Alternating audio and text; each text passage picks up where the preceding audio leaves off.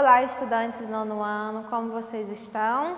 Eu sou a professora Elida Paixão e hoje é a nossa 11ª aula de língua portuguesa.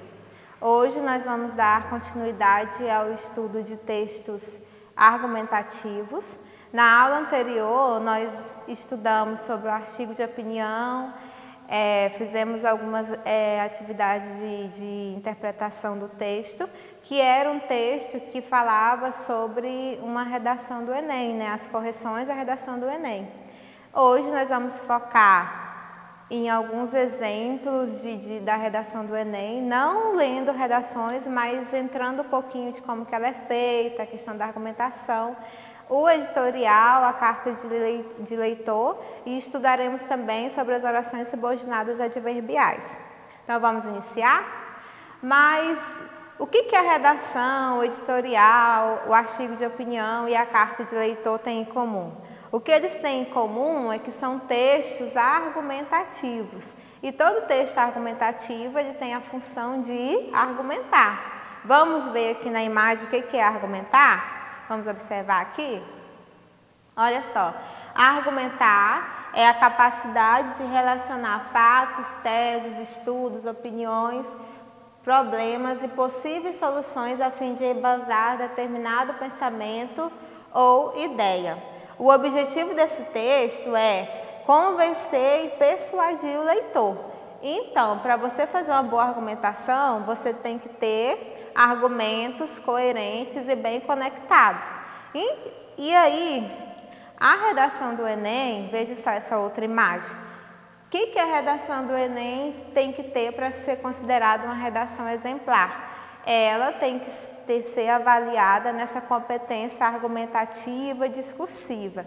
Lembrando que a redação do Enem ela tem toda a questão estrutural de introdução, desenvolvimento e conclusão. E nessa outra imagem que nós vemos aí, a competência 4 é que vai demonstrar conhecimento dos mecanismos linguísticos necessários para a construção da argumentação. Então, esses mecanismos linguísticos que nós chamamos de conectivos, que nós vamos ver mais à frente, que é a função desempenhada pelas orações subordinadas adverbiais, e aí nós vamos entender o quanto esse uso linguístico ajuda na argumentação, na conexão das ideias, ok?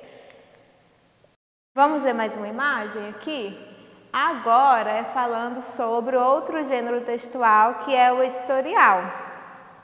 O editorial ele é um tipo de texto utilizado na imprensa, especialmente em jornais e revistas, que tem como objetivo de informar. Mas é um texto informativo, diferente da reportagem, da notícia, em que quem escreve ele não tem a obrigação de ser neutro e indiferente.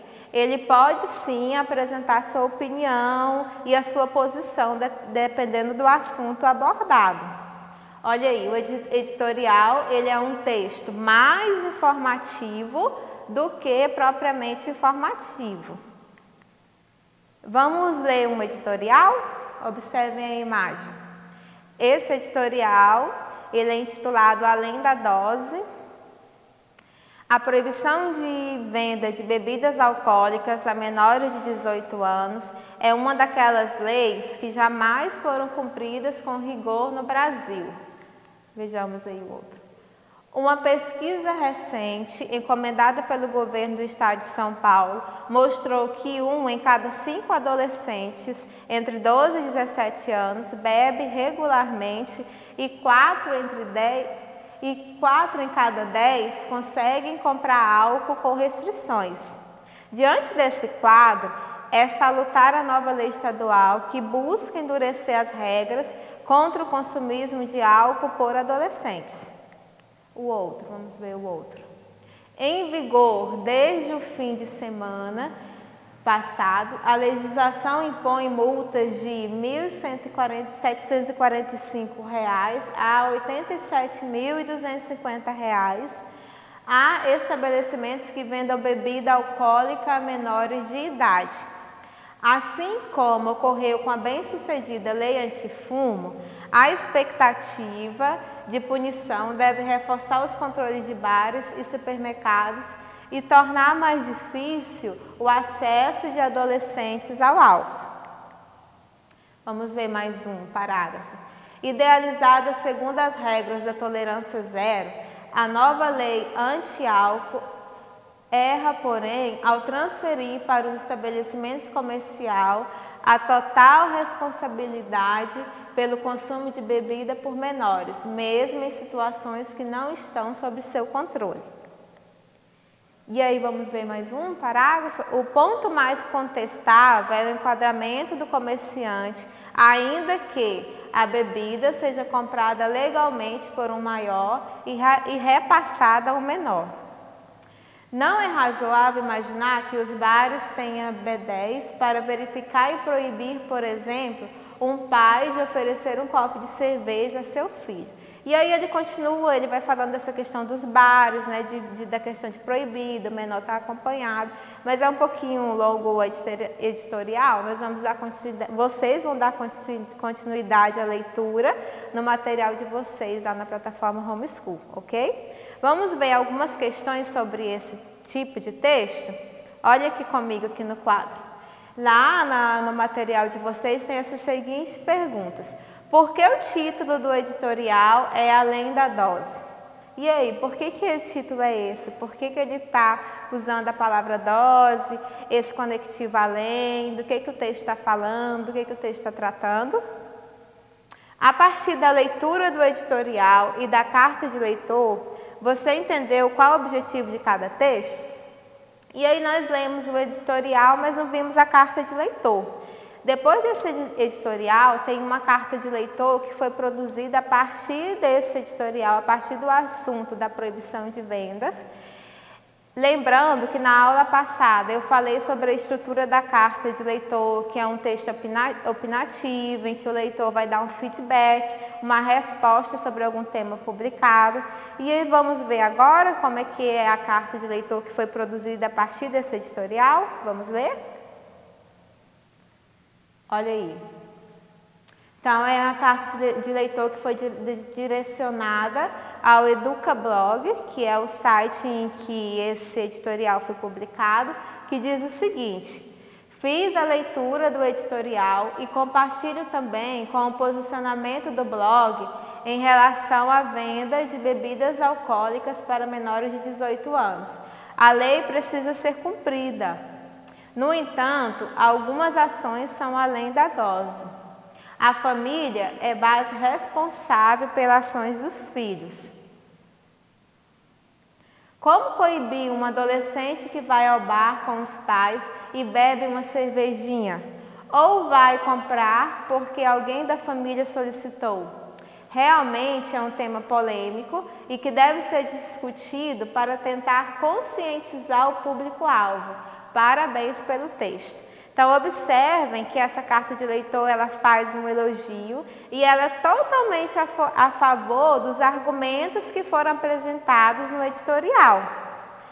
Lembrando que no material de vocês, ainda nesse roteiro de estudo, tem uma proposta de carta de leitor que vocês vão fazer sobre o artigo de opinião que nós estudamos na aula passada, não esqueçam disso.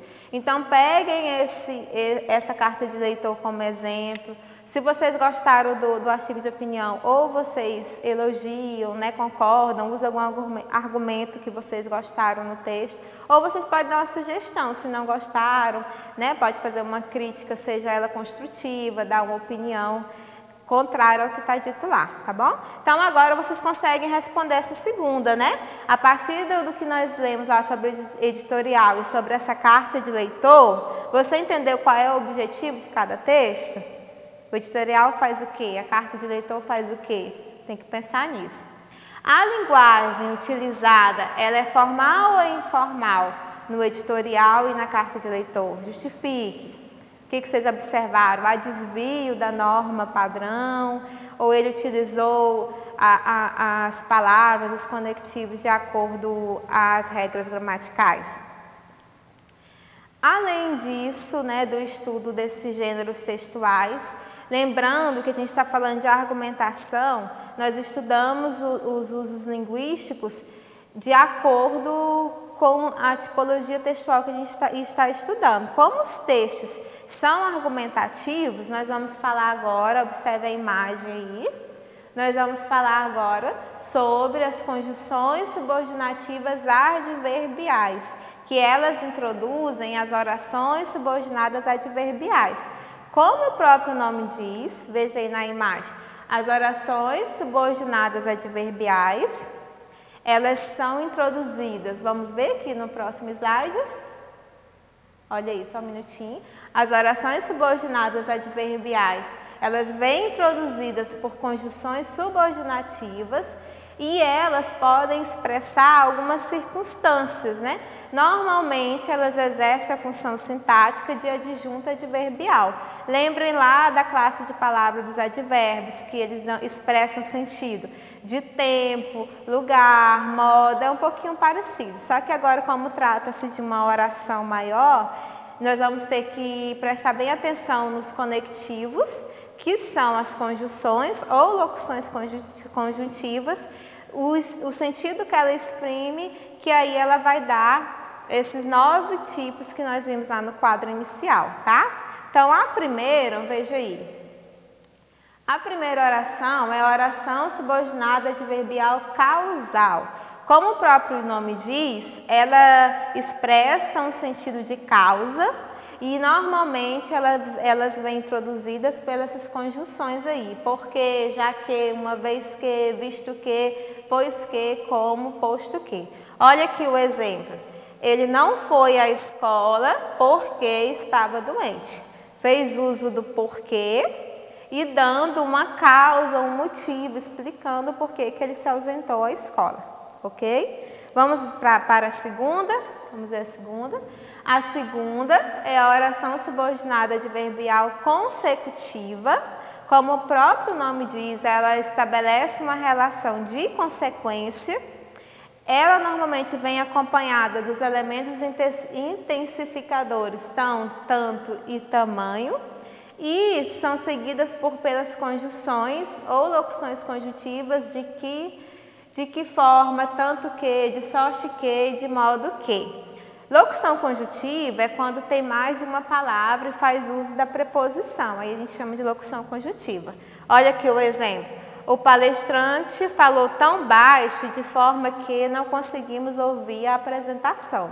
Então, ele dá uma consequência, né, dele ter falado baixo, a consequência é que ninguém pôde ouvir o que ele estava falando, né?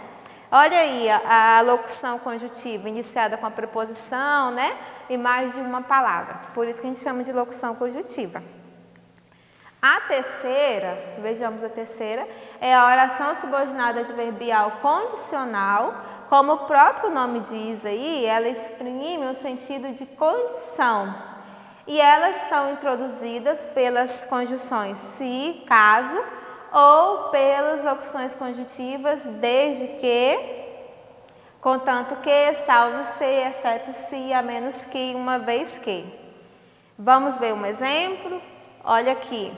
Iremos à festa desde que não chova. Olha aí a condição. Se não chover, vai à festa. Você também pode falar essa frase ao contrário, né? Se não chover, iremos à festa. Ela também, você pode mudar o conectivo e mudar que o sentido vai ficar o mesmo, coerência. Vamos ver a outra condição. A quarta é a oração subordinada adverbial concessiva. Como o próprio nome diz, ela exprime o sentido de concessão, ou seja, traduz algo inesperado em determinada circunstância. Pensa assim, depende que algo impeça de algo acontecer, mas isso não vai acontecer, pode ser que aconteça, dependendo do sentido dessa frase. Os mais usados aí, as conjunções são embora, conquanto, ainda que, se bem que, mesmo que, apesar de que, ainda, quanto e posto que. Vamos ver o exemplo aqui no quadro. Ela gosta muito de dançar, embora esteja machucada. Olha a questão da concessão, tem um impedimento. Apesar dela estar machucada, ela gosta muito de dançar e pode ser que isso não impeça que ela vai dançar. Vamos ver a quinta. A quinta, como diz aí, é a oração subordinada adverbial comparativa. Como o próprio nome diz, faz uma comparação, seja ela de igualdade, de superioridade, inferioridade. E as conjunções mais usadas é o como, o que e o quanto. Lembrando que ela vem também acompanhada de um advérbio, tão, mais ou menos. Veja aqui o exemplo. Ela estava nervosa na reunião, tal como eu. Olha aí fazendo essa comparação. A sexta, vejamos aqui na imagem. A sexta é a oração subordinada adverbial conformativa. Como o próprio nome diz, ela expressa uma conformidade e as conjunções mais usadas são conforme, como, segundo e consoante. Veja o exemplo. Faremos o bolo conforme as dicas da minha avó. Olha aí a conformidade, né? A outra é a oração subordinada final. Como o próprio nome diz, ela expressa uma finalidade, um objetivo e é introduzida pelas opções conjuntivas para que e a fim de que. Olha aqui o exemplo. Escolhemos fazer o curso para que possamos ampliar nosso conhecimento. Olha o sentido de objetivo, de finalidade. A oitava, vejamos aqui a oitava, é a oração subordinada adverbial proporcional. Como o próprio nome diz, ela dá esse sentido de proporção, de gradação. As conjunções mais utilizadas é a proporção que, a medida que, ao passo que, e elas apresentam umas estruturas com esses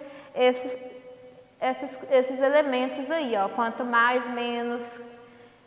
E aí repetir um pouquinho, quanto tanto, menos. Olha o exemplo que nós temos aqui.